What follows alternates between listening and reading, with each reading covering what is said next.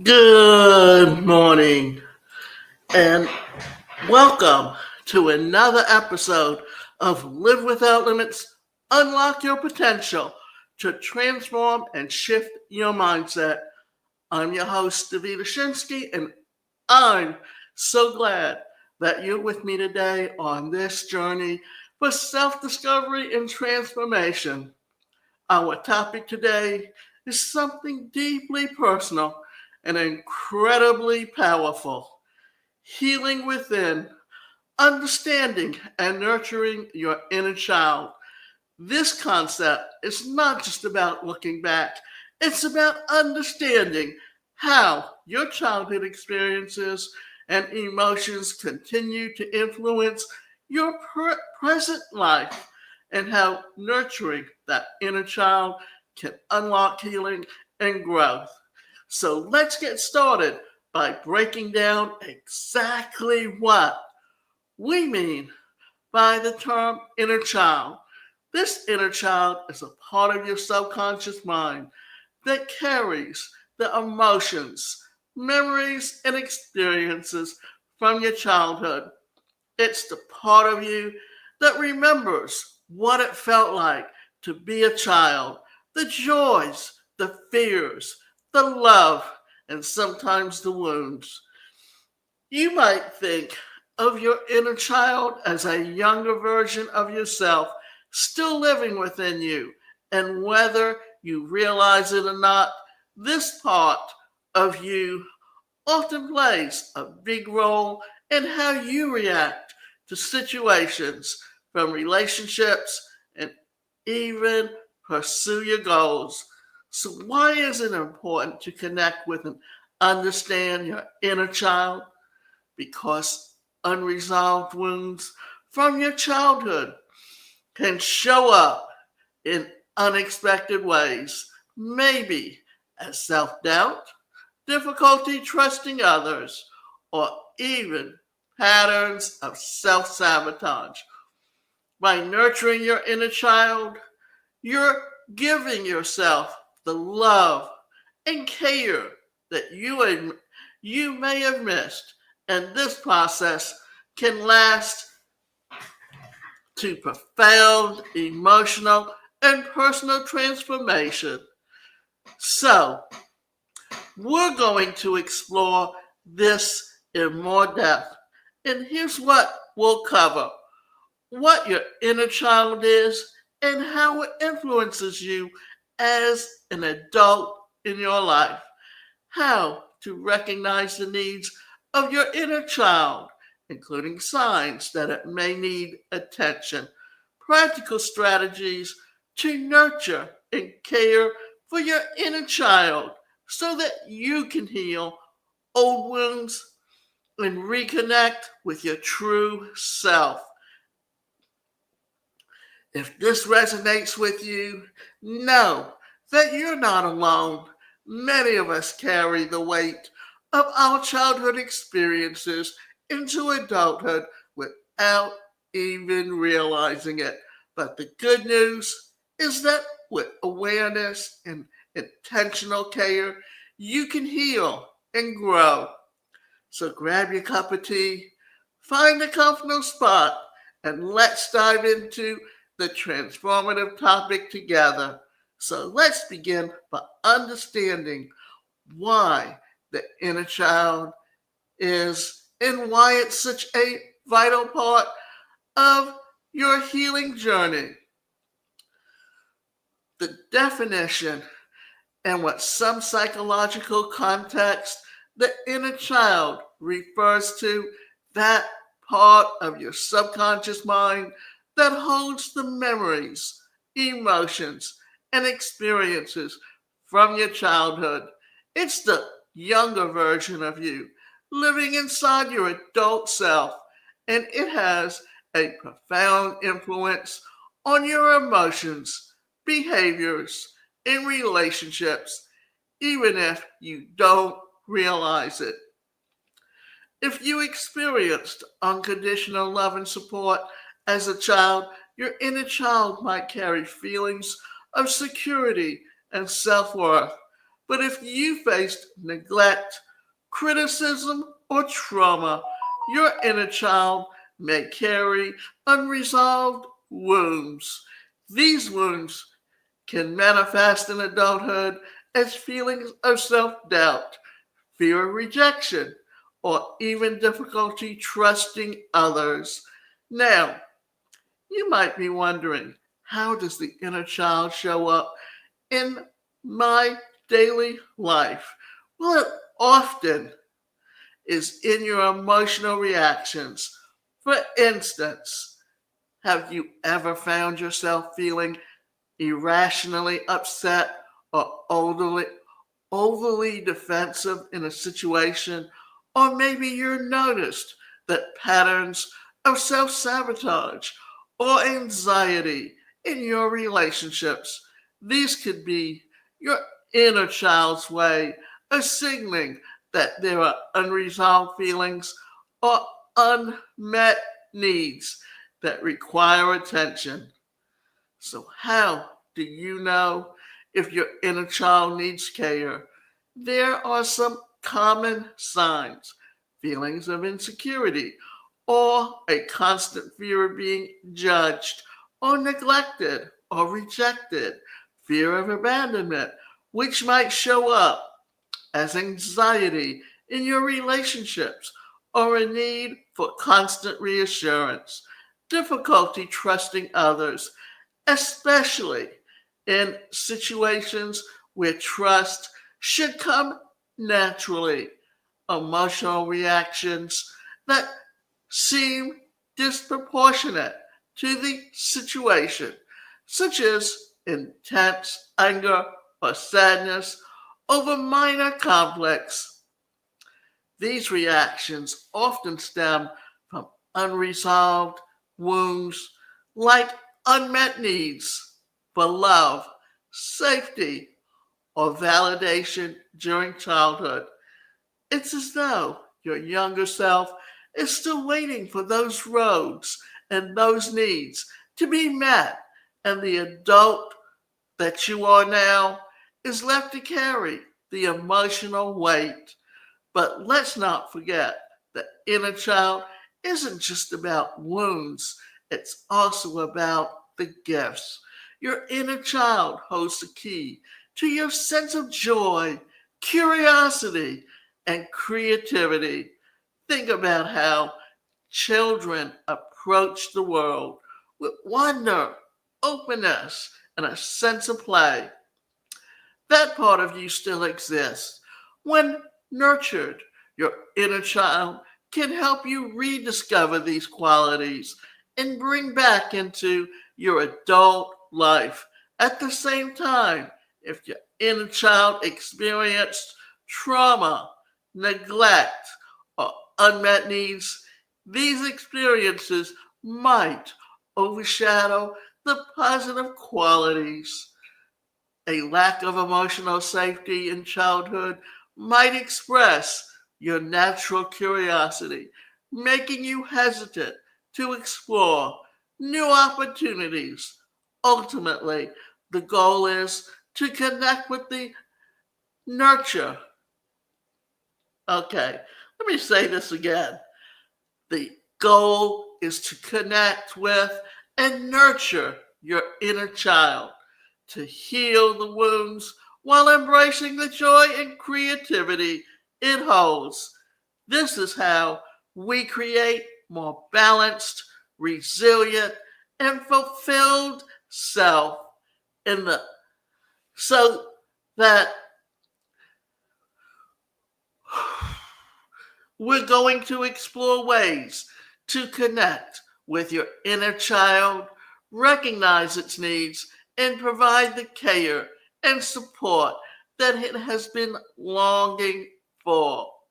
So now, let's begin with journaling, one of the most powerful tools for self discovery. And this is also something that's talked about in the laws of attraction.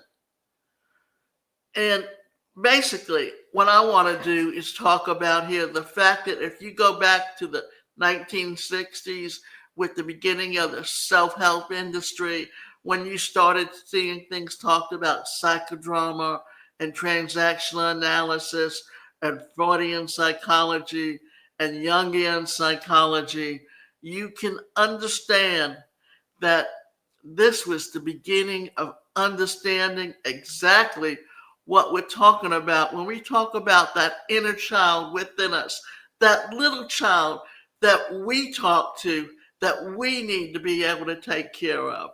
When you journal with the intention of connecting with your inner child, it allows you to access emotions and memories that might be buried deep within your subconscious. So here are a few prompts to guide you. What did I love to do as a child that made me happy?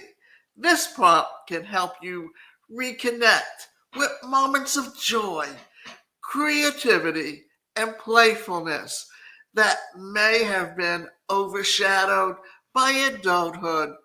What was my biggest fear as a child?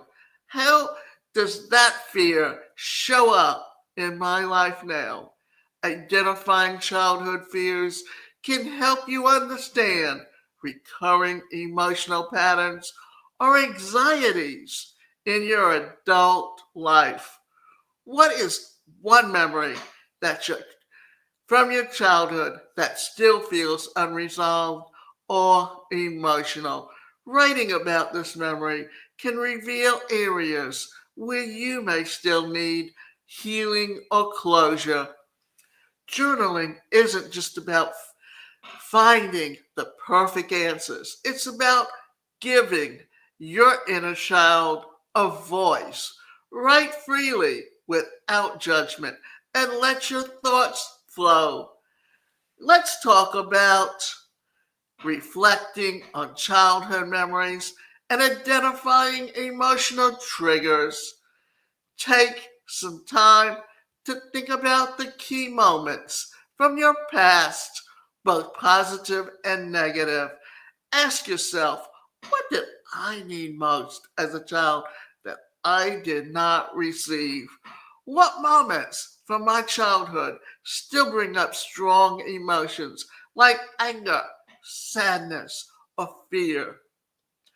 As you reflect, you may notice patterns.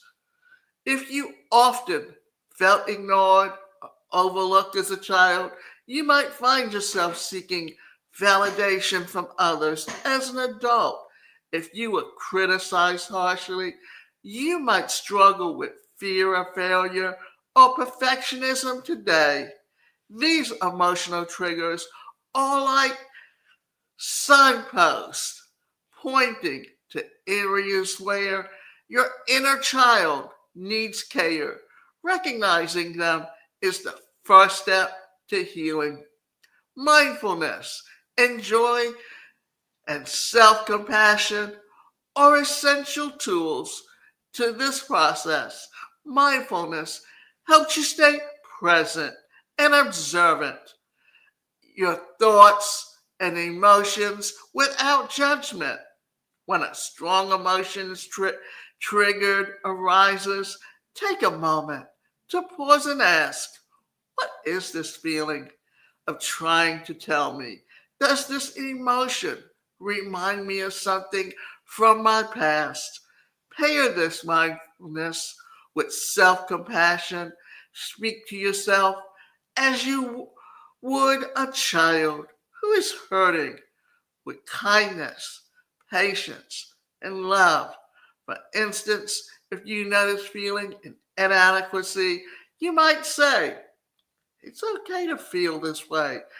I'm here for you, and you're enough, just as you are.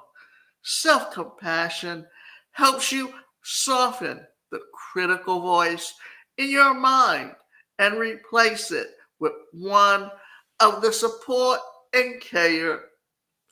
Let's talk about unmet needs. And this is a big one because I know I've suffered it at times, and I have a sister that's deaf, that suffered it to the point that she over-medicates herself and takes more than one sleeping pill at a time. And then recently someone came in not knowing that she did this, and she ended up in the hospital. But the only good thing out of it is that now she has someone living with her full time. And that's one of her needs, because she was never allowed to be independent and be able to think for herself or even make decisions for herself. So this is so important to remember how this affects you as an adult. As children, we all have basic emotional needs, like the need for love, safety, and validation. What these needs aren't fully met, they can carry over into adulthood in several but significant ways. Seeking validation. If you didn't feel validated as a child, you might find yourself constantly seeking approval from others to feel worthy, fear of failure. If you were criticized or shamed for mistakes, you might avoid risks or become overly perfectionistic. Difficulty trusting others. If you trust was broken early on, you might struggle to form deep, meaningful relationships. Understanding these unmet needs can help you recognize when you and your inner child is influencing your adult behavior. Once your identity, or rather, once you identify them, you can begin to meet these needs yourself by practicing self love, setting boundaries, and creating a sense of safety in your life. Now, one of the things I've also told people is this: when you learn to change your behavior and your family refuses to change their behavior or how they treat you, the best thing you can do is disassociate with them, because they will never change, and you have to protect your own mental health and personal safety. So, how to take care of your inner child? So, let's start with an affirmation and self talk. Your inner child tends to hear words of kindness, reassure, and love. The way you speak to yourself can be transformative. So try addressing your inner child directly. So here are a few examples of affirmations that you can use. I see you. I hear you. And I love you just as you are. It's okay to feel scared or sad. It's here that I support you. You are enough, and you are worthy of love and happiness. When you catch yourself thinking self critical or negative thoughts, pause and replace those with kind, nurturing words. Imagine you're speaking to a child who needs comfort. That child is you.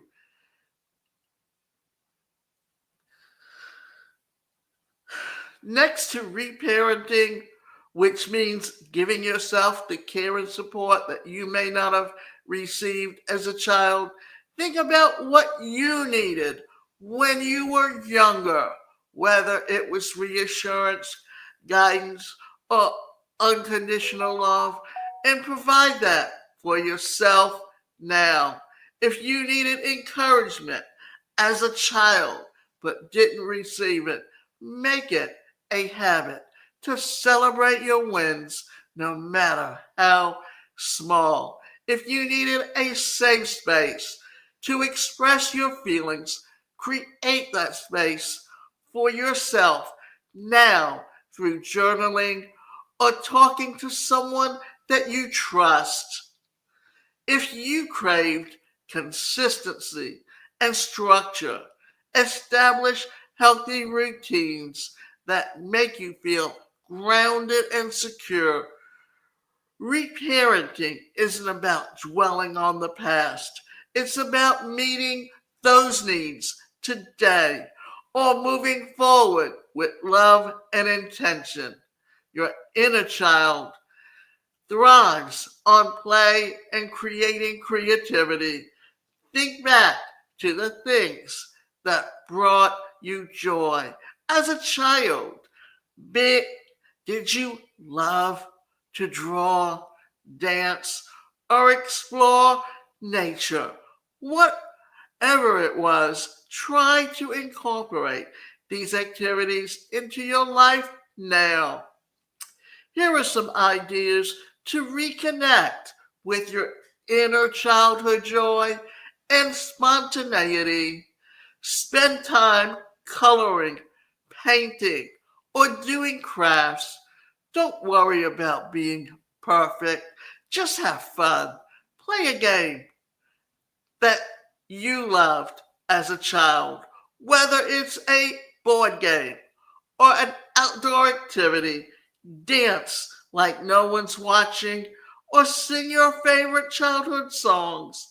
Play isn't just for kids, it's a powerful way to connect with your inner child and bring lightness and fun into your life. While nurturing your inner child, it's also crucial to set boundaries to protect your emotional well being. Boundaries help create a safe space for your healing journey and ensure that others respect your needs. Here are some examples of boundaries that you might set. Limiting time with people who drain your energy or trigger old wounds. Saying no to obligations that overwhelm you and don't align with your values. Prioritizing self care by carving out time to focus on your emotional and mental health. Setting boundaries is an act of self love. It's a way of telling your inner child, I'm here to protect you and your well being.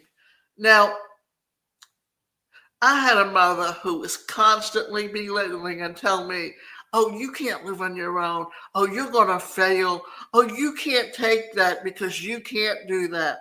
Always what I couldn't do, never what I could do. And when I was in college and studying psychology, I once told her to shut up and not tell me what I can or can't do because she didn't know. She was constantly doing this because this was what was done to her as a child. And so this is the only way she knew how to talk, whether it was to me, whether it was to my older sister. And my younger sister was very much like my mother in doing the same things to both her sisters. And whereas I could stand up to them, my older sister, who is deaf, just didn't. And partly that's because of her personality, because she was very reserved and very introverted. And she thought that by going along with what they said, it would get her what she needed. And to this day, she still thinks that way. And she's 75 years old. So you can see if, as an elderly woman, this is what she felt as a child. This is how she still feels. And this is why when she takes her medication, she doesn't know how to take it right. And instead of taking one sleeping pill, she'll take two or three. And if someone doesn't know that she's doing this or watch or count how many pills she has, then that's why she doesn't know what to do, so she'll go to bed and then she sleeps all day and can't sleep at night. So then she takes more than one sleeping pill thinking, oh, she'll sleep through the night, and she doesn't realize that she's put herself in a position to detrimentally hurt herself. Don't be afraid to seek support on your journey. Healing your inner child is a deeply personal process, but it doesn't mean you have to do it alone. So here are a few avenues of support. A therapist can help you uncover the and address unresolved childhood wounds in a safe, guarded environment. A life coach can provide practical strategies for building self awareness and creating a fulfilling life. Joining a group with others on similar healing journeys can remind you that you're not alone and provide valuable perspectives. Reaching out for support is a sign of strength, not weakness. It shows that you're committed to your growth and well being. We explored the significance of connecting with your inner child. This part of you carries your childhood memories, emotions, and experiences. It shapes your reactions, relationships, and behaviors in ways that you may not even realize. By connecting with your inner child, you can uncover unresolved wounds and rediscover the joy, creativity, and spontaneity that you may have lost over time. We also discussed some of the simple steps to nurture and heal your inner child, speaking kindly to yourself through affirmations and self talk, representing yourself by providing the love and support that you needed as a child, reconnecting with the play and creativity to bring lightness and joy into your life, setting boundaries to protect your emotional well being, seeking support through therapy, coaching, or supportive groups when needed. Healing your inner child is a journey, not a destination. Every small step you take is progress towards a more compassionate, empowered version of yourself. I'd like to invite you to take action today. Take a moment to reflect on this question. What does my inner child need from me right now? Whatever it is, make a commitment to give your inner child the gift today, no matter how small.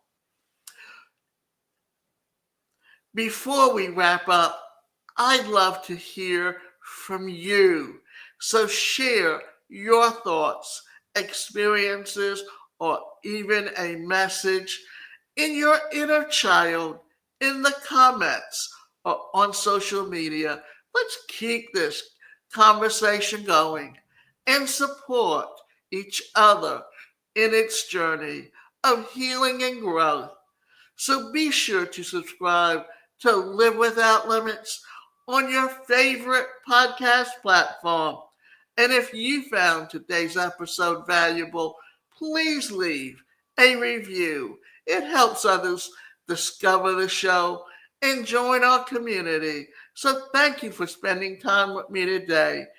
And remember, you have the power to heal, grow, and live without limits. So until next time, take care of yourself and your inner child. And I'm going to tell you a little story. I grew up with a disability at a time when there were few laws that guaranteed people with disabilities the right to an education or the right to employment. So what did I do? when I was in school, because there were no laws, I was the only person with a disability in the school, much less the classroom. And it was a time when no one knew what disabilities were or how a disability affected people. And I was teased and laughed at in the classroom. And, I was hurt. I felt hurt. And what happened was I would go home to a home that was very toxic, a mother that was very negative and didn't know how to show affection and was constantly putting me down and telling me what I couldn't do and what I could do. And well, basically what I couldn't do. She was never encouraging, not one word. Only after I got to college and started studying psychology did I learn how to start taking care of myself and speaking up to them. And because I changed, I had to stay as far away from them as I could because my mother was never going to help me unless I lived in the house with her where she could constantly tell me how worthless I was. And I was not about to put up with it. In fact, I was homeless on 3 different occasions simply because there were no laws that guarantee people with disabilities a right to employment. So therefore, I had to go out and create my own opportunities for employment. And and I had a mother that when I sat down with her and tried to talk to her about what I wanted, all she heard was I wanted her money. I never understood what I was saying, just heard I wanted her money. And the fact was, it wasn't even her money because she never really worked outside of the home. My father was a lawyer. He knew he had 2 children with disabilities. At that time, there were no laws that guaranteed people with disabilities the opportunity for employment. So he wanted to make sure we would be financially secure. And then when my mother couldn't control me, she tried to control me with the idea of the money. And then when she couldn't do that, what did she do? She actually went and sat in her sister's house, accused me of hitting her, and went and filed papers for elderly abuse. And then they every time they came to the door to serve the papers on me, I knew what she was doing and I never answered the door. Then she came back. So what did she do? She then rewrote her will so that everything was put in one main trust that was controlled by my younger sister, who was so petty and so jealous and so angry because she felt like she was slighted, that she does nothing to help her sisters. And then she had a companion for my sister that would only come to take her to the doctor or to the grocery store or to the library so she could get books. And she knew that my sister would overtake the sleeping pills. And I know she mentioned it to me. She mentioned it to my other sister. And do you know that when that woman quit working as my sister's companion, and the funny thing is, she was the one that cared the most and went out of her way to try to help my sister the best she could. But because she was only a client, there was only so much she could do for her. And recently, with a few months ago, when the new companion came in and couldn't get her up, she had no idea that she mismedicated herself and ended up having her to call the ambulance because she couldn't wake her. And the funny thing is all I was told was, oh, my sister was sick and in the hospital. But I know that if she had really been sick and there'd really been a problem, my sister probably would have found a way to get in touch with me. And the fact that Adult Protective Services were called in because she was physically abusive to my older sister. So she doesn't want me to know about it. And by a roundabout way, I found out about it. And that now my sister at least has someone there full time. But the, the, the idea is that she's being neglected. And not only that, when my sister gets clothes from people who are giving away clothes they don't want anymore, what does she do? Instead of going out and buying new clothes for us, she'll give us someone else's old clothes. Here, try this on, try that on. That's that. First of all, it may not look good on me, it may not fit me, whatever. Why are you giving me someone else's old clothes? Because you're keeping the money, the millions of dollars, and the stocks and bonds for yourself, that you go and spend money buying yourself shoes, at least 3 new pairs of shoes, 3, 4, 5, 6 pairs of shoes a year, and won't buy shoes for your sisters, especially when they need it. Something is very wrong there. And understanding that when you're looking at your inner child, all of those things going on around you are the things that you're taking in and telling yourself. So you need to reprogram and shift your mindset in order to be able to unlock your potential and live the best quality of life possible and whatever you're capable of doing.